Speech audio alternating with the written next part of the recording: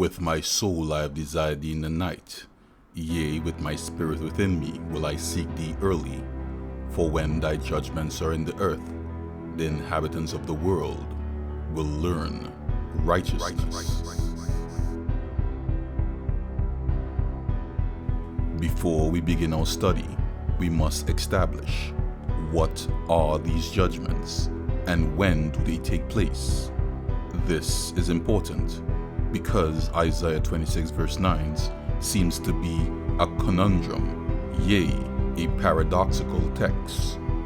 For when God's judgments are being poured out, there need not be the learning of righteousness, as God himself declares as stated in Revelation 22 and verse 11. And it reads, He that is unjust, let him be unjust still, and he which is filthy, let him be filthy still, and he that is righteous, let him be righteous still, and he that is holy, let him be holy still. For this declaration of God commences the 7 last plagues, which we find in Revelation 15 and Revelation 16, and it reads, And I saw another sign in heaven, great and marvelous, 7 angels having the 7 last plagues, for in them is filled up the wrath of God. And I heard a great voice out of the temple saying unto the 7 angels, Go your way, and pour out the veils of the wrath of God upon the earth. It is at this time that the righteous remain righteous, and the filthy or unrighteous are unrighteous. Then why does the book of Isaiah says that during God's judgment, the earth shall learn of righteousness? If at the pouring out of the 7 last plagues, the inhabitants of the earth, their fate are sealed, either for righteousness or unrighteousness, then we must conclude that the judgment spoken of in Isaiah is another judgment, and not the judgment at the 7 last plagues, nor could it be a judgment thereafter. So there must be a judgment prior to these events. We are given context to this judgment in the book of Ezekiel, chapter 14, verse 21, for it reads, For thus saith the Lord God, How much more when I send my 80 judgments upon Jerusalem, the sword, and the famine, and the noisome beast, and the pestilence, to cut off from it man and beast. These judgments of the sword, and of famine, the noisome beasts, and pestilences are specifically to awake God's people to righteousness. Or, as we have learned in our last video, these judgments are allowed or permitted by God to be used as a gourd to help direct God's people to righteousness. The question should be asked, why?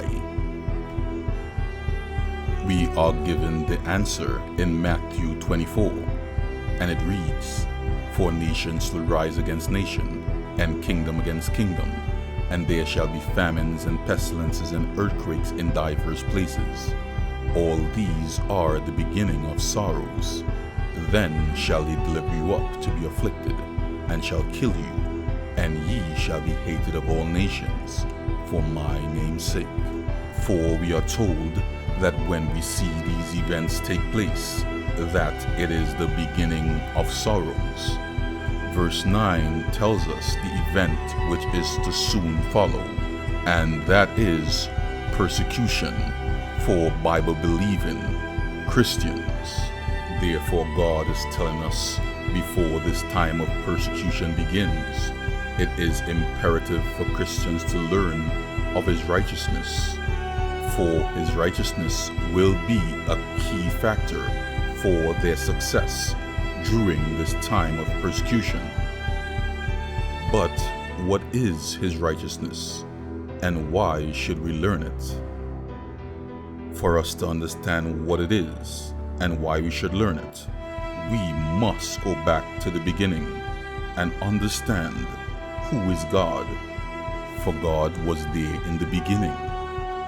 And John records this about God. God is love. And it is upon this premise that we begin our study. Thou art the anointed cherub that covereth, and I have set thee so. Thou was upon the holy mountain of God. Thou hast walked up and down in the midst of the stones of fire. Thou was perfect in thy ways from the day that thou was created, till iniquity was found in thee.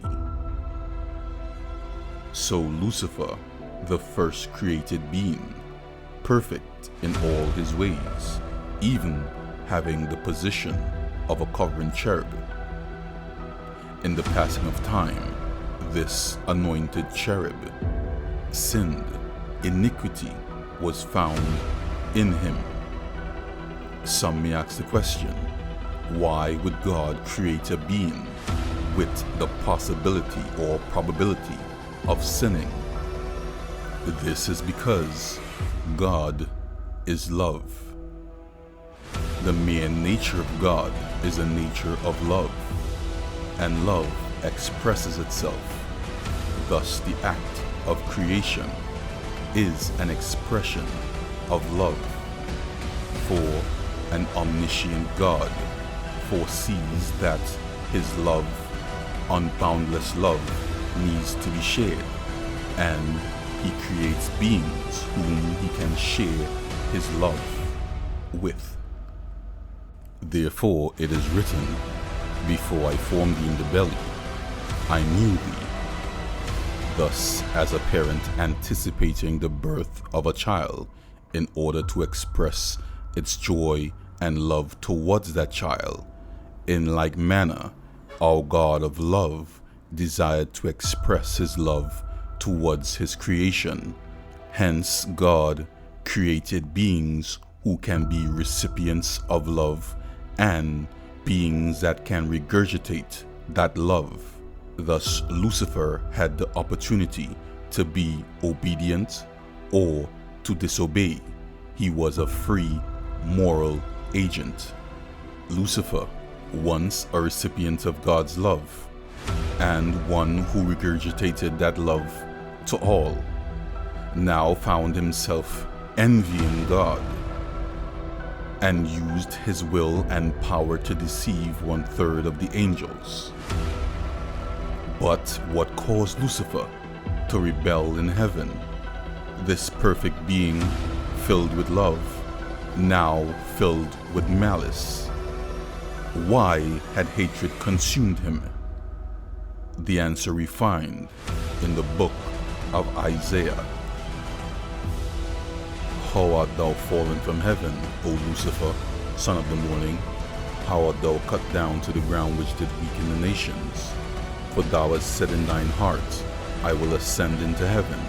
I will exalt my throne above the stars of God. I will sit also upon the mount of the congregation in the side of the north. I will ascend above the heights of the cloud. I will be like the Most High. So, in essence, Lucifer desired to exalt himself to a position that he was not appointed to, nor could he attain to. Lucifer desired to sit also upon the mount of the congregation, and he desired to sit in the side of the north. The mystery of the 7 stars which thou sawest in my right hand, and the 7 golden candlesticks. The 7 stars are the angels of the 7 churches, and the 7 candlesticks which thou sawest are 7 churches. In the year that King Uzzah died, I saw also the Lord sitting upon a throne, high and lifted up, and his train filled the temple. And he said, Hear thou therefore the word of the Lord. I saw the Lord sitting upon his throne, and all the hosts of heaven standing by him on his right hand and on his left. God reigneth over the heathen. God sitteth upon the throne of his holiness.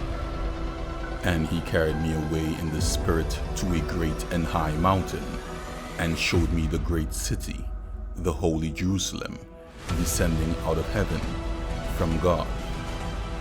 Great is the Lord, and great to be praised in the city of our God, in the mountain of his holiness. Lord, who shall abide in thy temple?